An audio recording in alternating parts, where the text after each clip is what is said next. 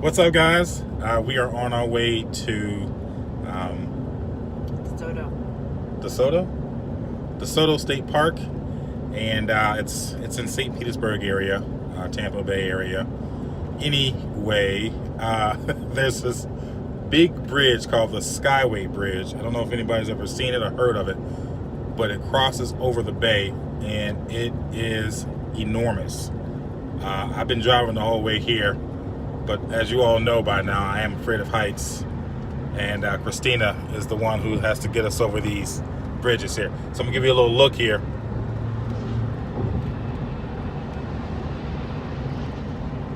Hopefully you guys can see that, and it just keeps, it seems like it keeps going up and up and up. So we are en route. My brave wife once again is coming to the rescue. So he basically slammed on the brakes before the toll, and I'm thinking this is not a good idea. State trooper's gonna give us a ticket. I just seen a gigantic fish.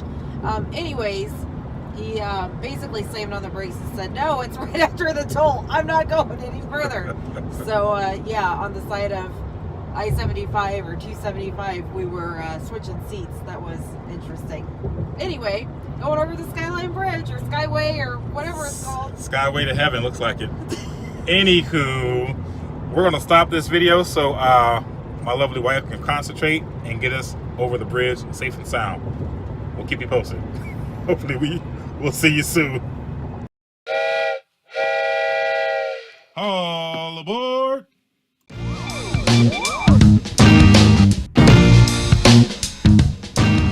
This is a really high bridge. Holy crap. You thought it was a game? I did. I didn't realize it was this big. I just thought you were being a baby. Ah!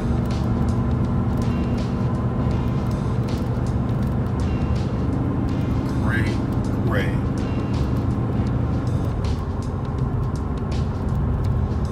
Man.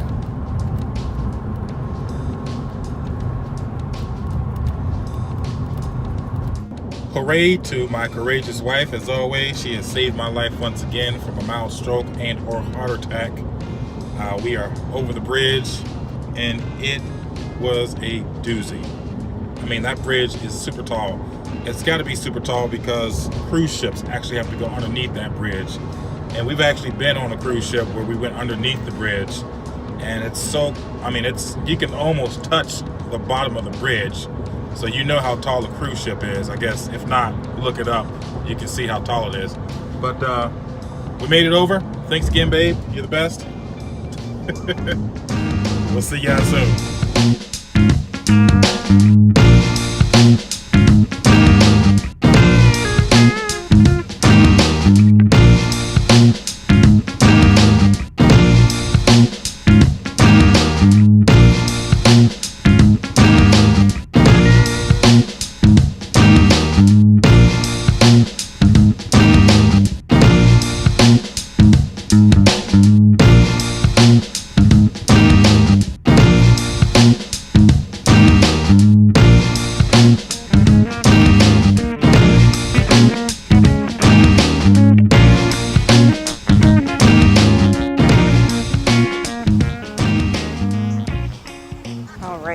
The water just keeps on rising. So it's the retaining wall there, and there's a hurricane out in the Gulf, and we're just on a channel off of the Gulf called Fort De Soto. Anyway, I don't think the water is supposed to get that high, but we'll see. It's already pretty close to the camper, you know, we're right close to the water, which is fantastic, but no park rangers have come and told us we need to leave yet, so, and there's still people pulling in. Maybe the water gets that high all the time. I don't know.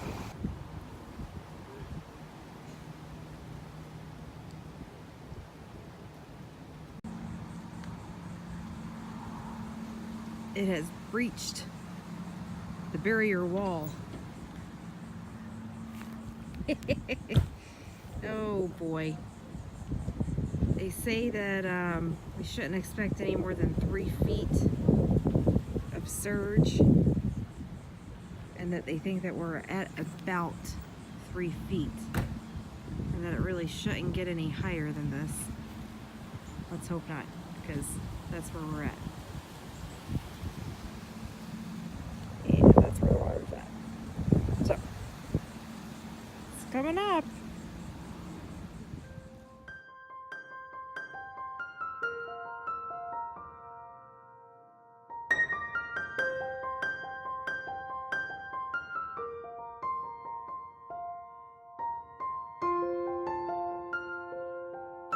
Luckily, we just got minor wind and rain and about 4 feet of storm surge. Michael continued north.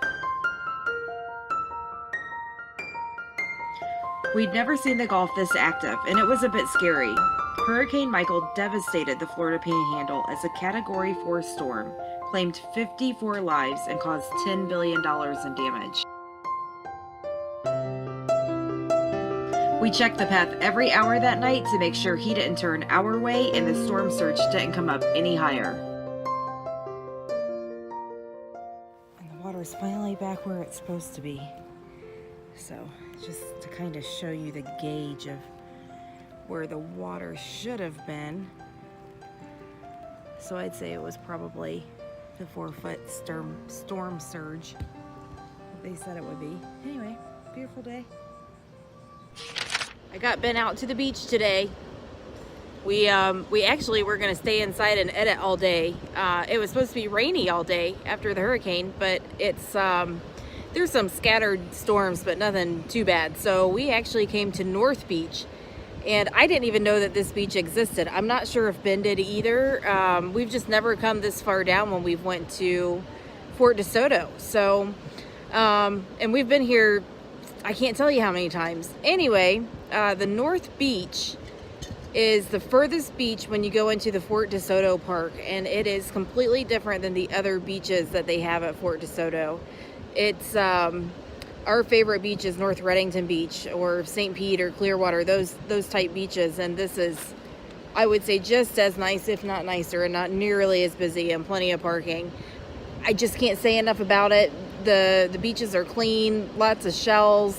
It doesn't have an overabundance of seaweed, which is really strange also, because you would think after the hurricane passed by this area that it would be full of seaweed, but there's no red tide, no seaweed, no nothing. It's just a really clean beach area. Ben just called me across the beach to tell me that there's some kind of alien life form. So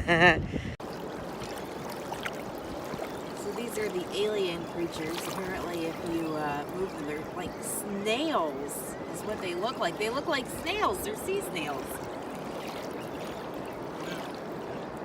They're all congregated right here. Here's 1, 2, 3, 4, 5, 6, 7 How big is one of these? sea snails. So the guy we just talked to, I've been stopping a lot of people here on the beach here, and most recent guy said that he thinks that they are your normal snails that had shells, and with the hurricane coming through and pushing up all the water, I mean, it likely could have just knocked them out of their shell. So who knows? But I still don't know if that's the case, because I don't know. I've never seen a snail in a shell squirt ink or anything like that either. So I don't know.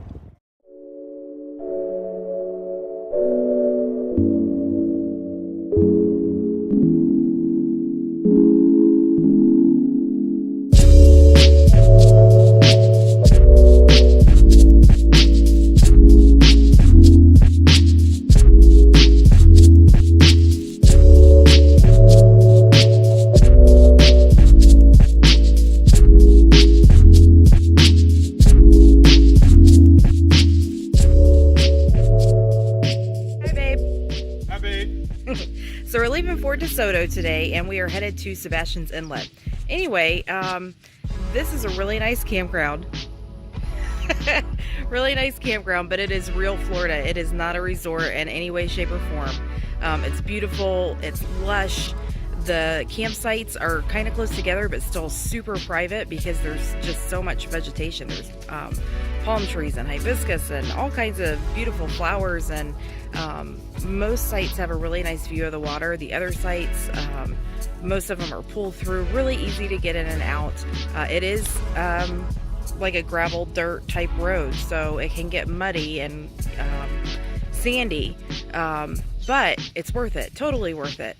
There's a few beaches right in the park that are really nice. There's a couple piers. There's a really nice fort to walk around, and the fort is huge. All throughout the park is the bike path, so that's really cool. You can ride your bike from the fort to the beaches and, you know, get around really easy that way.